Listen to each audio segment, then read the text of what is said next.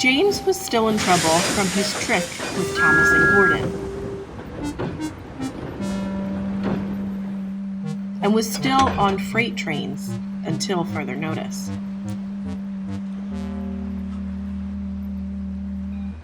He saw Duck in the yard. He was very cross, and biffed some freight cars, and they biffed into James's buffers. "Watch what you're doing," said James.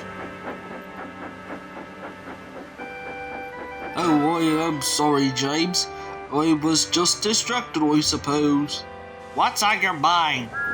"That new bus called Bulgy. He's horrid to steam engines and wishes that railways were ripped up." "Disgusting," said James. At last, Sir Topham Hatt came up to James. "I know you're sorry," he said. "and I know too that you want to pull coaches again. So you shall be given another chance. And I need you to take a train of coal to the other side of the main line. It's needed for Bill and Ben." "Yes, sir. Thank you, sir," said James, and he puffed quickly away. Duck followed suit with a passenger train. When James arrived at Tidmouth, there was a double-decker bus being rude to Oliver. "Oh, so you're that Bulgy fellow that I've been hearing about." "And I suppose you're James. Yes, I heard of you. You try to copy me with your red paint, making it seem that you're as good as me." "Nonsense! And besides, my coat is much more shiny." "Surely, a very important bus like you should try to be shiny and clean, not with those candy wrappers in your seats." "Where?" James laughed and puffed away with his train.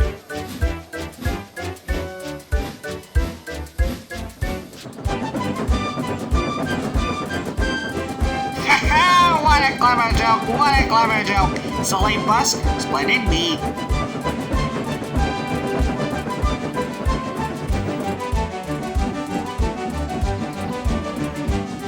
He made it to Edward Station.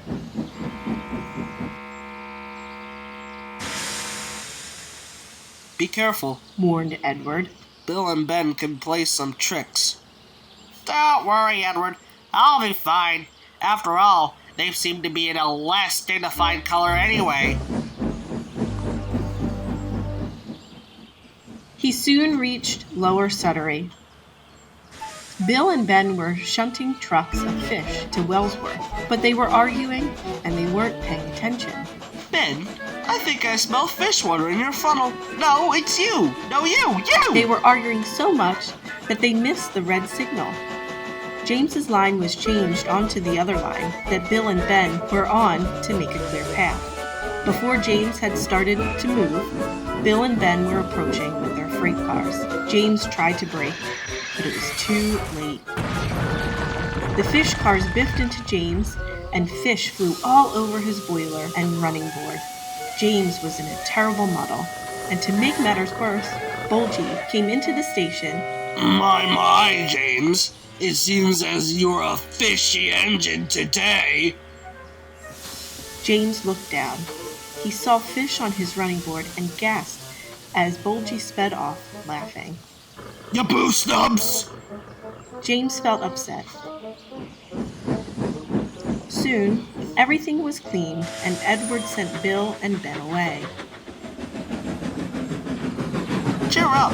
There's a passenger train that you can take for me," said Edward. "I'm sure you haven't taken a train in a while." James felt much better and agreed. The passenger train had gotten Bulgy out of his mind, and he decided to let Duck and Oliver handle him because he'd have his own situation to get through. But that's another story.